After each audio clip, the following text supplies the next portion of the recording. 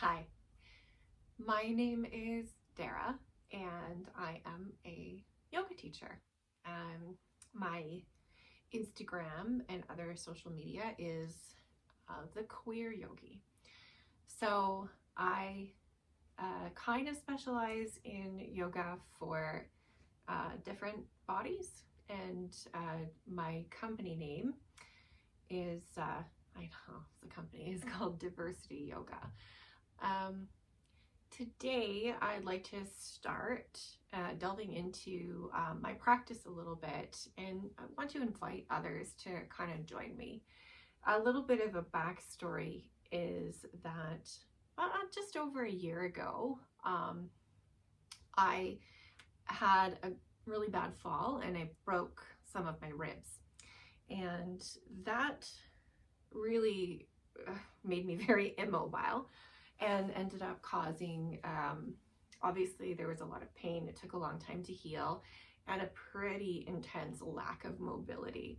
I couldn't put my hand up further than this. I couldn't turn. I couldn't laugh, cough, anything like that caused an excruciating amount of pain. Along with that, I had a change in job. So I went from a job where I was standing all day to a job where I was sitting at a desk all day. And subsequently, probably also a factor was my age and, moving into the menopausal stage of life. I'm in my 40s.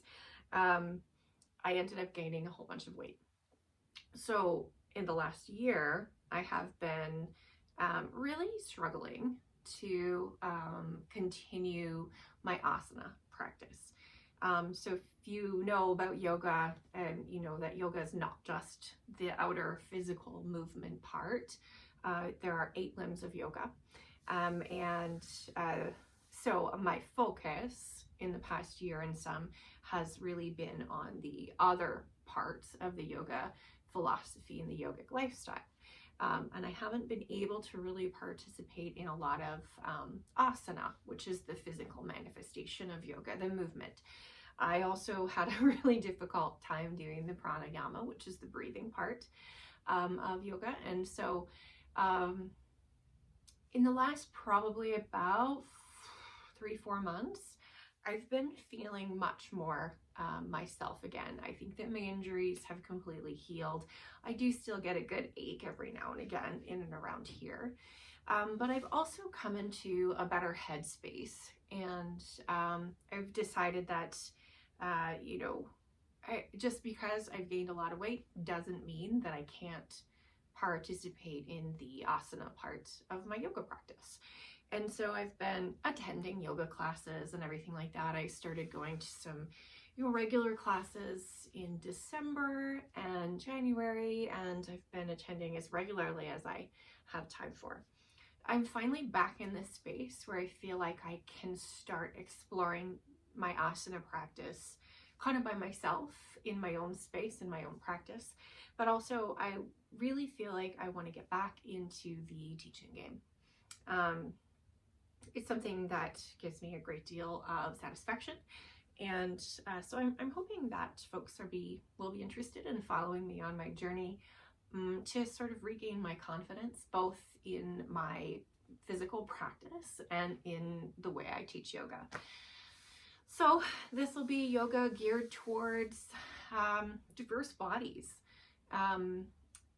I've got some extra weight that I, have to modify my movements and change and use different variations because of the way weight is situated on my body. And I'm really trying to build my strength back up. That said too, I've never been your typical yoga body that you see in yoga magazines and all over Instagram. I've always been a bit on the chubby side and quite happy to be so. So I'd like to, explore with you what yoga practice looks like in my body, and then hopefully in yours, to encourage folks to not let things like a larger stomach or thicker thighs stop you from doing the asana practice. We get super caught up in the yoga world with things like alignment and postures and all of those kinds of things, and stacking joints and turning your foot to this particular angle. And sometimes we forget that, you know, different bodies have the capability of moving in different ways.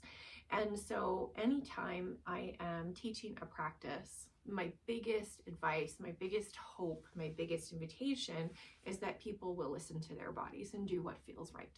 If there's ever a pose that doesn't feel good for you, take an alternate pose. I was at a yoga class last Friday, and the studio that I've been going to is just out of convenience really close to my house. And some of the practices are fairly athletic, I would say, and I'm not a fairly athletic person. And so, you know, doing things like side planks is just not in my repertoire of things that I can do right now without hurting myself. Maybe I'll build myself up to a place where I'm strong enough again to do things like that. Maybe I won't. And either way, that's okay, because I have to listen to my body. So instead of doing a side plank, I did a supported side plank with my knee down, you know, and you can reach and you can open up all of the different places, and you can access things like you can access different target areas in your poses in different ways. You can do a reclined pose, you can do a supine pose, instead of doing a standing pose, for example. So yeah, follow along. I hope you get something out of this, and yeah, let's have some fun.